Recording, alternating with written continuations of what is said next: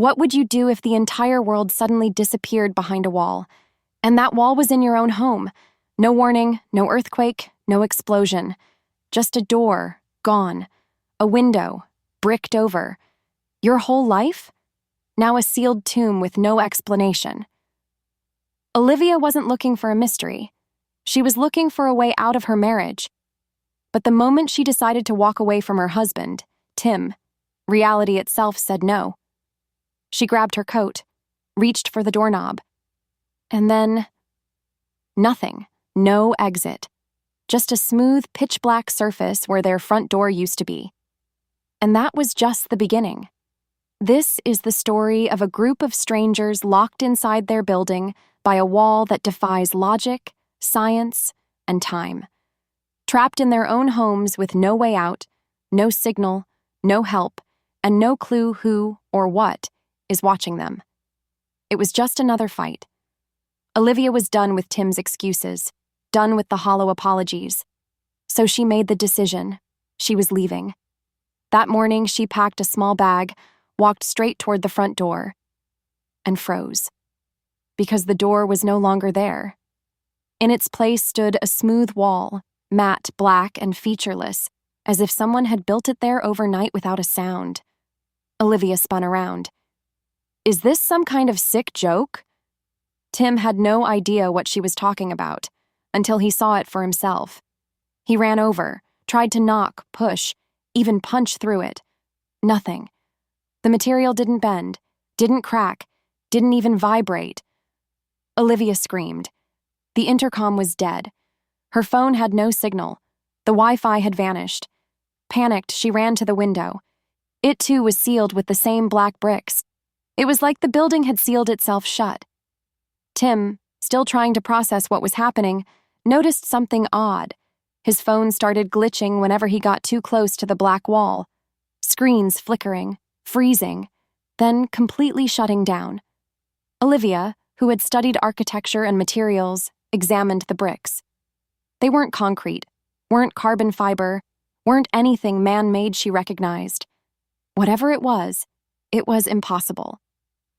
Trying to stay calm, Tim ran for their drill set. If nothing else, they could drill their way out. The moment the bit touched the surface, it overheated and warped. Olivia watched in horror as even the best tools failed. In desperation, Tim grabbed a hammer, he took a swing at the wall and bounced back. Not even a crack. Every possible exit was sealed. The front door, the stairwell, the windows. But then they remembered the shared wall with their neighbors. Tim smashed it open, and what they found on the other side wasn't relief, it was more panic. Inside, another couple, Marvin and Anna, equally trapped, equally terrified. Marvin was screaming at a broken phone. Anna was sobbing. The wall had shown up the moment she woke up. No sounds, no warning, just black bricks where freedom used to be. Olivia tried to calm them down, but quickly realized the two had been using drugs, hard ones. As they talked, Tim discovered the apartment had lost water, too. He and Olivia checked their supplies. Between the four of them, they had maybe 3 days' worth of food. We're going to die here, Anna kept whispering. Over and over. We're already dead. Tim tried to lighten the mood. Maybe it's just a game, Olivia snapped. This isn't a game, she shouted. I told you yesterday we should have left. Now we're stuck in a black box with no exits and no clue what's coming. The tension between them exploded. Olivia walked out, not to leave, but to be alone. That's when Tim noticed something strange. A small metal object was stuck to the black bricks. He pried it off, but it snapped right back, like the wall was magnetic. He called Olivia back in. Together, they began testing it. Spoons, knives, utensils, some stuck, some didn't. But 4 bricks in the doorframe seemed to exert the strongest pull. Olivia, using logic and trial and error, arranged the utensils in different patterns. Then, an eruption. A burst of energy threw both of them across the room. Tim screamed, his back sliced open by the warped metal embedded in it. Olivia helped pull the fragments out. As they stitched him up, they heard a new sound, screaming, from Marvin and Anna's apartment. They burst through the hole. The place was wrecked, blood on the walls, furniture overturned, Anna unconscious on the floor. Marvin lunged at Tim in a frenzy. Olivia pepper-sprayed him. Tim grabbed a bat and fought back. But then Anna woke up. Crying, she threw herself between them. "It was me," she said. "I hit him. I thought he was the wall." They tied Marvin up to keep him from hurting himself, or them. Tim kept exploring and discovered a locked storage room. Inside, a splitting axe and surveillance cameras, lots of them.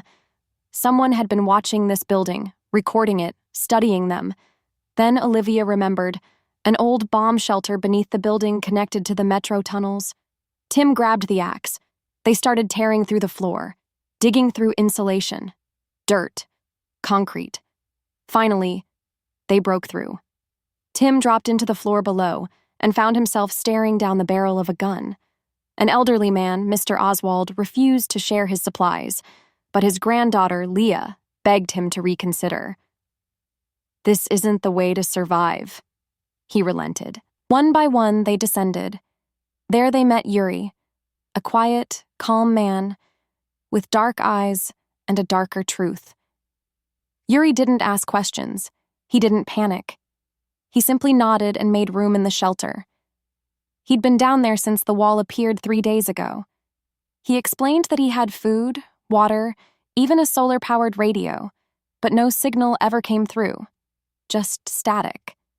Constant, hissing static. Olivia asked him how he got in. He said he didn't.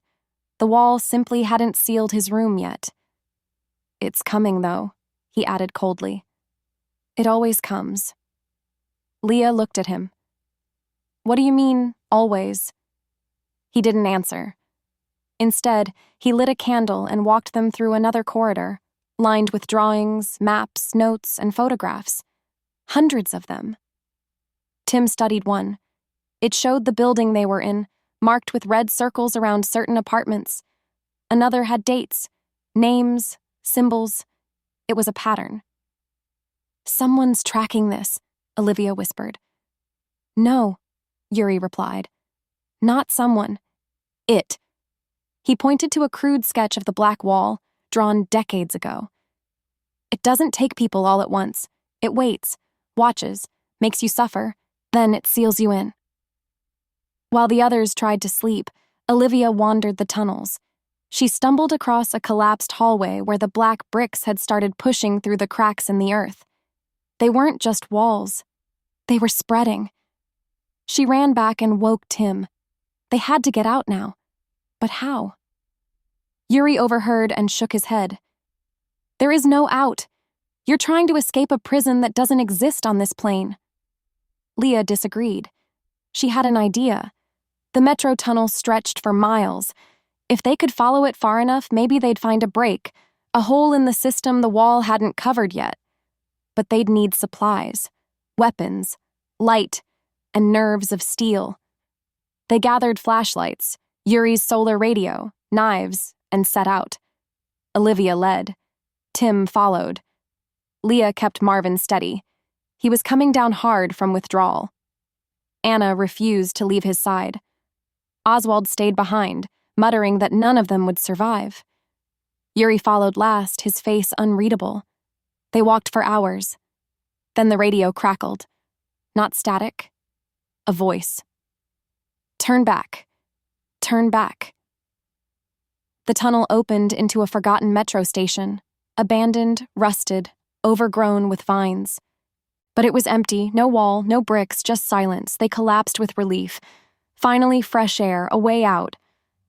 But something was wrong. The clocks on the platform were frozen at 9:12 p.m. All of them. Tim checked his phone. Dead again. Then Olivia noticed something on the wall. A mirror. No, not a mirror. A screen. And on it, them. Watching themselves from above. Every movement.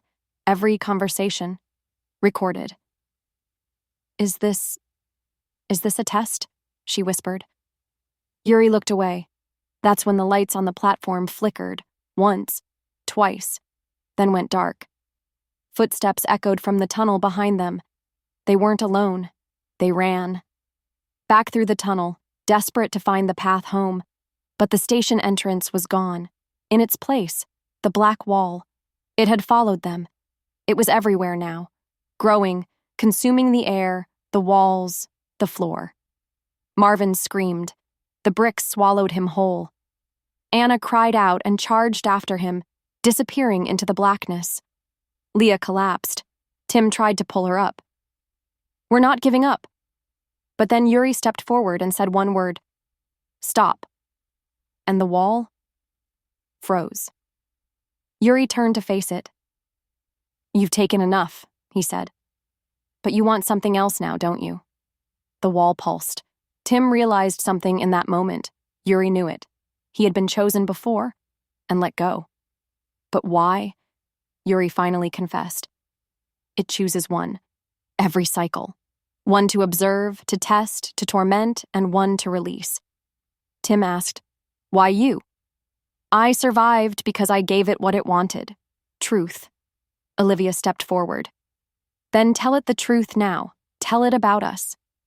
Yuri looked at her with sad eyes. "You're not ready." He turned to the wall and stepped in. It opened for him, swallowed him whole. And then, for the first time since it appeared, the wall cracked. Just a sliver. Just enough. A tiny opening to somewhere else. Olivia stood frozen. The others urged her to move. "Let's go." But she looked back, at the ruined homes, the bodies, the broken lives. "This isn't real," she said. Tim shook his head. "What are you talking about?" She turned to him.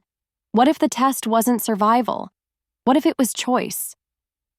He stared at the opening. "We have to try." Leah ran for it and disappeared. Then Tim followed. But Olivia? She stayed, turned her back, and walked deeper into the black.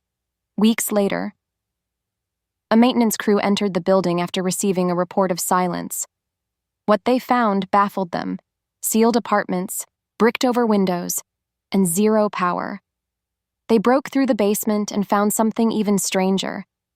No bodies, no blood, just drawings, maps, and a single phrase scrawled across every wall.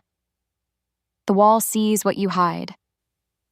They say the building was condemned. But sometimes, late at night, a new tenant moves in, and the next morning, the front door is gone.